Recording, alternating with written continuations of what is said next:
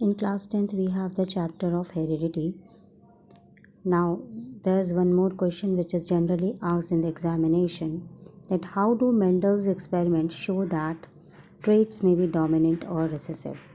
Mendel ने जो अपने एक्सपेरिमेंट्स किए थे वो किस तरीके से ये बताते हैं कि जो कैरेक्टर्स ट्रांसफ़र होते हैं पेरेंट्स से ऑफस्प्रिंग में from one generation to other, these traits are sometimes dominant and sometimes recessive. That means sometimes हमको कुछ गुण उसके कैरेक्टर्स किसी जनरेशन में दिखाई देते हैं, किसी जनरेशन में हमको वो दिखाई नहीं देते.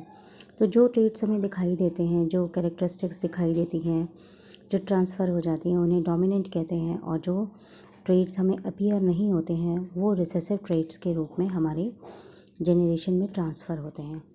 तो इस तरीके से जब क्वेश्चन होगा तो हम उसको किस तरीके से जवाब लिखेंगे, उसका आंसर लिखेंगे. तो now discuss that. I am going to discuss. Mendel crossed a pure T plant with a pure dwarf.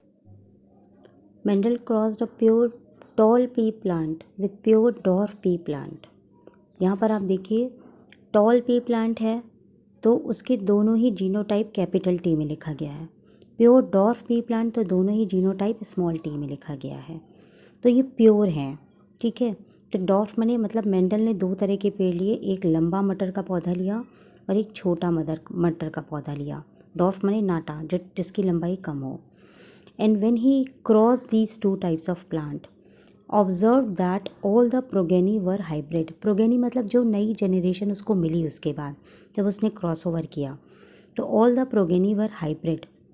Toll capital T small T, जितना कि जितना उसको नेक्स्ट पेड़ मिले अगली जनरेशन में वो हाइब्रिड नेचर के थे. मतलब उसमें टॉल के भी कैरेक्टर्स थे और स्मॉल प्लांट्स के भी कैरेक्टर थे.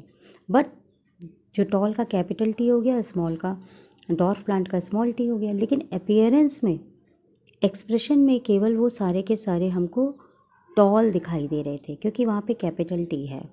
That is only one of the traits was able to express itself in F1 generation. यानी केवल एक ही गुण F1 जनरेशन में दिखाई दिया विच इज़ डोमिनेंट ट्रेट. और जो हमको दिखाई दिया वो डोमिनेंट ट्रेट था. यानी जो कैपिटल में लिखा हुआ है that characteristics appears in the F1 generation and the other trait is called recessive trait. और जो गुण हमें नहीं दिखाई दिया उसे recessive trait कहते हैं.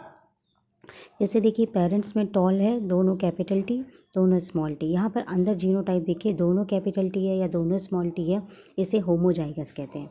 इसके बाद जब ये F1 जनरेशन में इनका हाइब्रिड क्रॉस हुआ तो देखिए ऑल हाइब्रिड टॉल मिले. ये हेट्रोजाइगस है, यानी कैपिटल टी स्मॉल टी दोनों इसके अंदर प्रेजेंट है.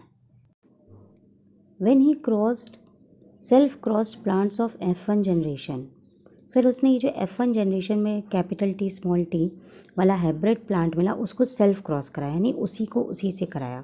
Then 1/4 of the plants were dwarf and 3/4 were tall. उसने देखा फिर जैसे 4 प्लांट्स उसे मिले तो उसमें से एक प्लांट डॉर्फ था और 3 प्लांट्स उसको टॉल मिले. जैसे यहाँ पर देखिए जब ये टी कैपिटल टी और स्मॉल टी लिखा है दोनों तरफ, यानी ये हेट्रोजाइगस है. और ये F1 जनरेशन में जो हाइब्रिड मिला उसे प्लांट, उसके देखिए गैमीट्स को फिर दोबारा से हाइब्रिड कराया, दोबारा से क्रॉस कराया गया. तो देखिए ये F2 जनरेशन में देखिए कैपिटल टी जो होमोजाइगस मिला है वो टॉल प्लांट हो गया.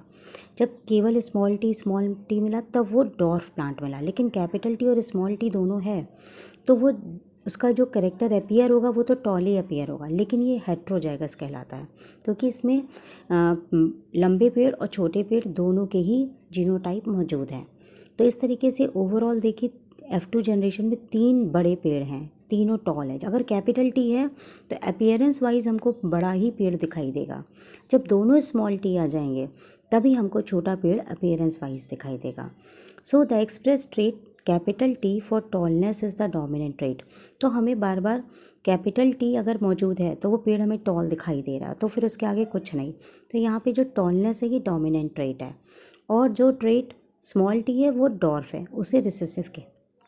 इस तरीके से मेंडल ने एक्सपेरिमेंट्स में ये शो किया कि जब भी कभी भी दो फीचर्स को लेके क्रॉस कराया जाएगा तो दोनों फीचर्स में एक ना एक फीचर्स डोमिनेंट होगा और दूसरा फीचर रिसेसिव होगा. जो दिखाई देगा वो डोमिनेंट होगा, जो नहीं दिखाई देगा